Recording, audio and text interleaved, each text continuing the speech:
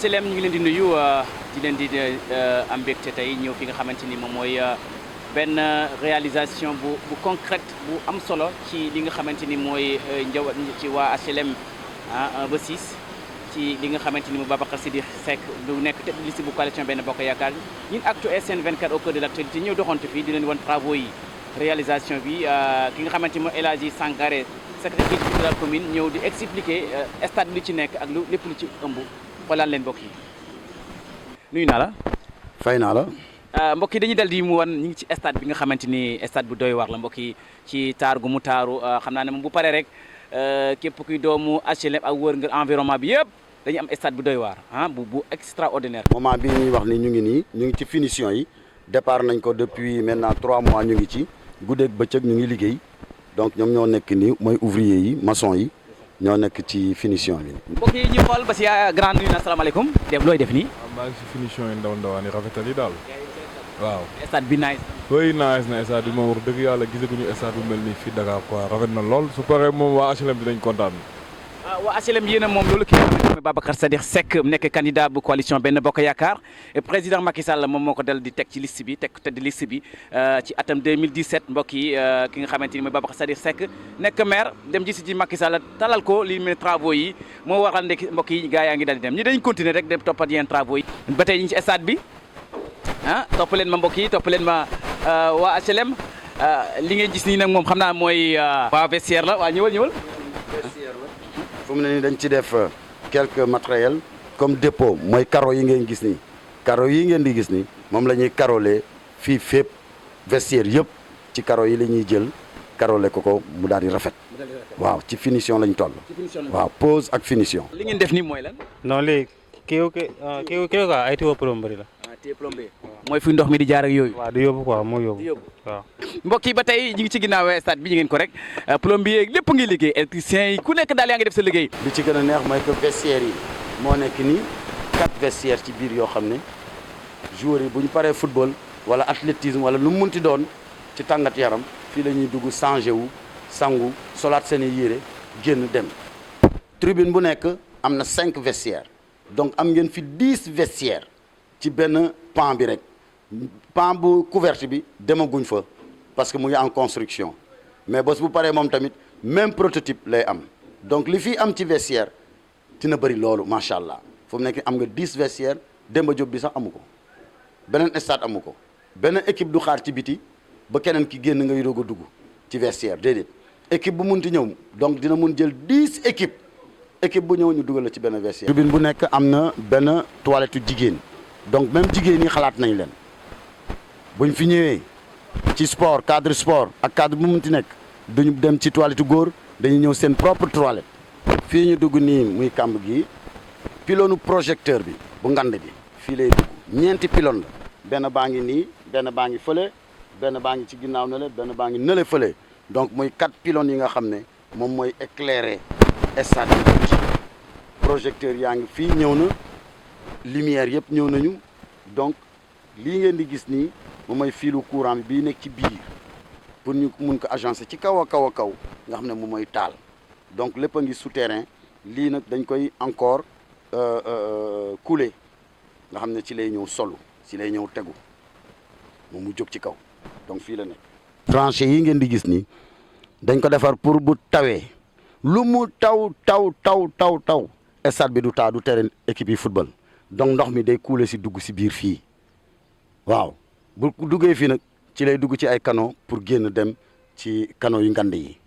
muy évacuation moom moo wër stade bi yëpp nii ngay gis nii buñ demee bay lal nag dina am yeneen tranchées yi nag yoo xam ne ci diggu terrain bi lay nekk ndox mi fa lay jaar ñoo déversé wu fii du yàq dara ci benn match xanaa spectateurs yi nga xam ne ñu ngi découverte mais match bi moom du ko mun interrompre déedéet daañu continuer di football parce que ndox bi du taa. jallu suuf see ngay gis ne noonu grave kii bi latérite bi moom la ñuy lal ci kawam tàllal ko ba mu tàll ñeret waaw loolu techniciens yi ñoom ñoo def ñuy lal pelouse yeeg yooyu ñoo xam nuñ koy defee nga xam ne ñoom incha allah ñoom tamit daal def seen wàll ci tabaxu terrain bi. deuxième terrain bi la dafa am terrain football fii am terrain boo xam ne tam day permettre ASC bi di entraîner moom moo nekk nii ñuy defar nii xool ngeen ko camp yi nii lay nekkee dem nële donc ñaari terrain la matériel yi koy liggéey fu mu nekk nii ñu ngi ne gros matériel bi am na caterpillar am na bulldozer yëpp a ngi fi